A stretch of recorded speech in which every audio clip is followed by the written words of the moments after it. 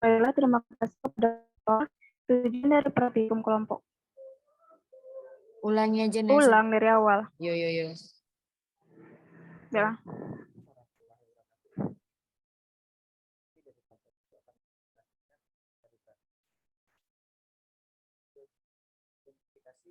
Anwar, silakan lanjut lawan.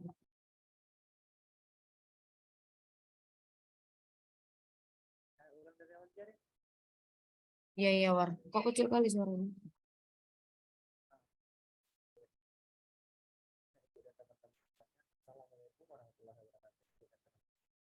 Izin Anwar, suaranya terlalu kecil, jadi tidak terdengar.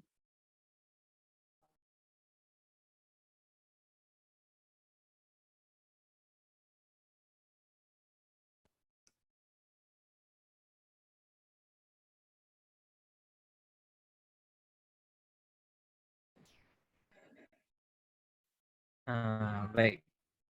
Apakah suara sudah terdengar jelas, Rin? Sudah, silakan lanjut. Baik, izin sebelumnya Ibu dan teman-teman semuanya. Assalamualaikum warahmatullahi wabarakatuh, Ibu dan teman-teman semuanya. Baik, kami dari kelompok 1 akan mempresentasikan hasil praktikum yang telah dilaksanakan, yaitu dengan judul identifikasi dan kuantifikasi protein pada kacang hijau dan toge menggunakan spektrofotometer. Yang dimana anggota kelompok 1 ada Agnes Novita, Anwar Saputra, Rindi Antika, dan Yulia Syafitri Wijaya. Selanjutnya.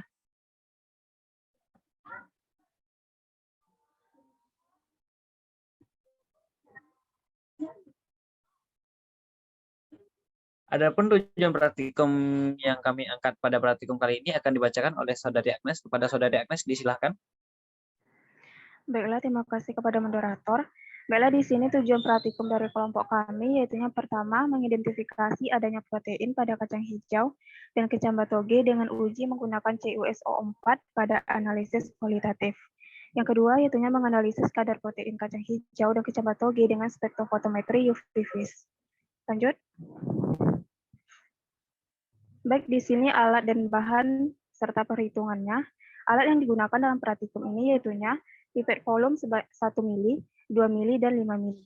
Bola hisap, labu ukur 10 mili, spektrofotometer, corong, botol semprot, rak dan tabung reaksi, kaca arloji, timbang analitik, gelas ukur 5 mili, pipet tetes, mortal, dan alu, serta kuvet. Kemudian bahan yang digunakan yaitu toge sebanyak 5 gram, kacang hijau 5 gram, etanol, volin 10 mili, larutan A dan B, kemudian larutan C yang dibuat dari larutan perbandingan larutan A dengan B, yaitu 50/1, kemudian albumin, larutan induknya albumin, yaitu 1000 ppm, dan diencerkan menjadi 150, 250, 350, 450, dan 550 ppm. Dengan perhitungan 150 ppm pada 10 mili didapat volumenya yaitu 1,5 mili. 250 ppm pada 10 milinya didapat volumenya 2,5 mili. 350 ppm didapat volumenya 3,5, dan 450 ppm didapat volumenya 4,5 mili, dan 550 ppm didapat volumenya 5,5 mili. Kemudian larutan perbandingan larutan C, A berbanding A dengan B, yaitu 350 mili dan 7 mili. Dari berbandingan 50/1. Baik, saya kembalikan kepada moderator. Baik, terima kasih pada Saudari Agnes. Selanjutnya, baik, untuk prosedur kerja akan dibacakan oleh Saudari Yulia Syafitri. Pada Saudari, disilahkan. Baiklah, selanjutnya yaitu prosedur kerja. Ada 3 prosedur kerja. Yang pertama yaitu preparasi sampel. Yang pertama adalah haluskan sampel kacang hijau dan toge menggunakan mortar dan alu. Kemudian sampel tersebut ditimbang sebanyak 5 gram dan direndam dengan etanol dengan perbandingan 1:1 selama 30 menit. Kemudian saring sampel menggunakan kertas saring. Yang kedua dilakukan uji kualitatif, yaitu yang pertama diambil masing-masing sampel sebanyak 2 drop, kemudian ditambahkan 1 drop larutan biuret dan kita lihat perubahan warnanya. Kemudian yang ketiga, pembuatan larutan standar. Yang pertama yaitu ambil 1,5 mili, 150 ppm larutan standar. kemudian masukkan ke dalam tabung reaksi dan ditambahkan 10 ml reagen C dan didiamkan selama 10 menit. Kemudian ditambahkan 1 ml folin dan ditunggu selama 30 menit. Lakukan proses yang sama untuk konsentrasi yang berbeda, 250, 350, 450, dan 550 ppm. Selanjutnya yaitu Blanco. Ambil 2 ml Aquades, kemudian dimasukkan ke dalam tabung reaksi, ditambahkan 10 ml reagen C dan didiamkan selama 10 menit, kemudian ditambahkan 1 ml folin dan tunggu selama 30 menit. Baiklah, saya kembalikan ke moderator. Baik, terima kasih pada Saudari Vivi. Baik, untuk uji kualitatif akan saya bacakan sendiri, yaitu bagaimana uji kualitatif ini kami menggunakan uji Barrett. Yang pertama itu 2 drop sampel ditambah dengan NaOH 10% sebanyak 1 drop, lalu ditambah CuO4 beberapa tetes. Lalu bagaimana hasil dari perubahan warna yang terjadi pada sampel kami itu perubahan menjadi warna ungu. Slide selanjutnya, Rin. Adapun uji kuantitatif yang kami gunakan yaitu dengan metode spektrofotometer visible, yang dimana untuk kuvet yaitu matchingkan kuvet dengan Aquades. Lalu setelah itu ambil larutan yang memiliki konsentrasi paling tinggi yaitu sebesar 550 ppm. Setelah itu sampel yang telah dipreparasi diambil sebanyak 2 mili lalu dimasukkan ke dalam tabung reaksi. Ditambahkan 10 mili reagen C, didiamkan selama 10 menit dalam suhu kamar, lalu ditambahkan reagen E atau folin sebanyak 1 mili lalu didiamkan selama 30 menit pada suhu kamar. Setelah itu hitung lambda maksimalnya atau panjang gelombang tertinggi dengan menggunakan spektrofotometer dari panjang gelombang. Lalu setelah didapatkan lambda maksimalnya, hitung juga pada konsentrasi yang berbeda yaitu pada 450, 350, 250, dan 150 ppm pada lambda maksimal yang sudah didapatkan. Lalu juga hitung absorban dari sampel dengan menggunakan cara yang sama dengan yang di atas. Selanjutnya, Rin. Lalu untuk tabel pengamatan dari hasil uji kuantitatif tadi yaitu dengan yang di sini bisa Ibu dan teman-teman yaitu untuk mencari lambda maksimalnya yaitu dari panjang gelombang sekitar 580 sampai dengan 750 ppm yang dimana rentang panjang gelombang tersebut kami dapatkan sesuai dengan jurnal yang dimana pada terdapat gelombang absorban tertinggi yaitu pada lambda atau panjang gelombang 730 ppm yaitu sebesar 0,949 yang dimana kami mencari lambda maksimalnya yaitu pada konsentrasi paling tinggi atau konsentrasi tertinggi yaitu sebesar 550 ppm. Yang dimana kami mencari pada spektrofotometer tersebut yaitu mencari persentenya terlebih dahulu, lalu untuk mencari absorbannya kami menggunakan rumus yang telah ditetapkan yaitu A sama dengan min log T. Nah, selanjutnya, baik untuk pada penentuan kurva standar yang dimana pada konsentrasi bisa di sini dilihat pada konsentrasi 0 ppm, 150 ppm, 250 ppm, 450 ppm, 550 ppm, kacang hijau dan toge yaitu di sini kami menggunakan panjang gelombang sebesar 730 ppm tadi yang di mana pada gelombang lambda atau lambda 730 ppm ini merupakan lambda maksimalnya lalu didapatkan absorbansi pada konsentrasi 0 ppm sebesar 0,0039 atau bisa dibulatkan menjadi 0,004. Pada konsentrasi 150 ppm didapatkan 0,344. Lalu pada konsentrasi 250 ppm didapatkan 0,534. Pada konsentrasi 350 ppm didapatkan 450. Pada konsentrasi 350 ppm didapatkan 0,686 absorbansinya, lalu pada 450 ppm didapatkan 0,812 absorbannya, lalu pada konsentrasi 550 ppm didapatkan absorbannya 0,931. Lalu pada sampel kacang hijau didapatkan absorbannya sebesar 0,287.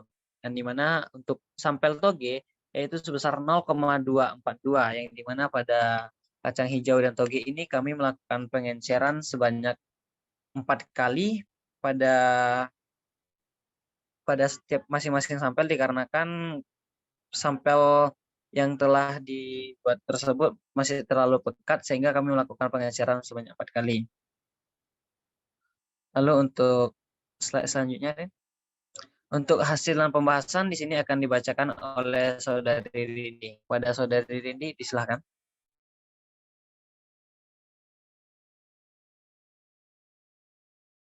Baik, terima kasih Anwar.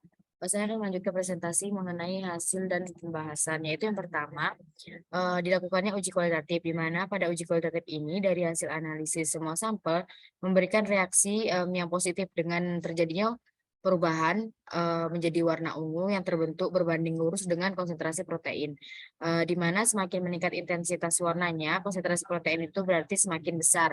Nah, kontrol negatif memberikan warna biru yang merupakan warna dari garam CU itu sendiri. Pada uji kualitatif ini digunakan larutan CuSO4, kemudian ditambahkan NaOH.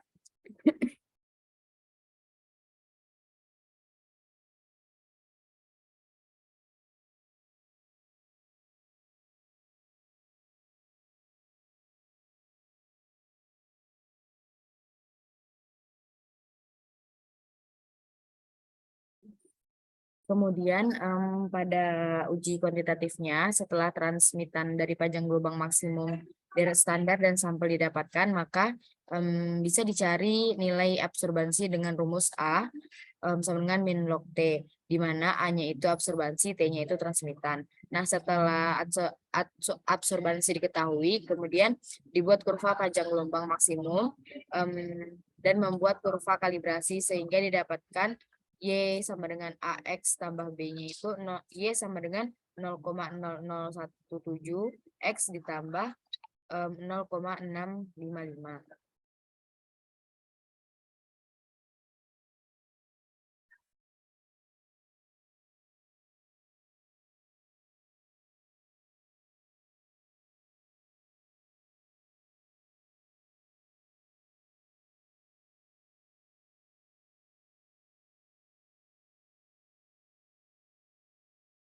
Kemudian untuk kadar protein yang didapatkan, itu dapat sama-sama kita lihat bahwa pada sampel toge didapatkan absorben sebesar 0,242 dan pada sampel kacang hijau sebesar 0,287.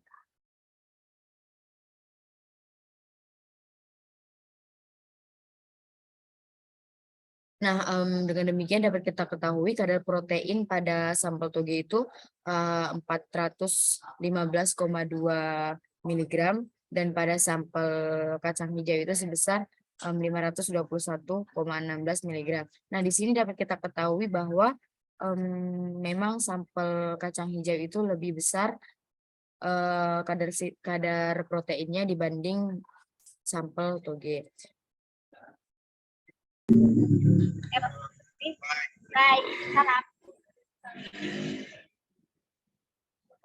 Izin teman, ada yang tidak mute.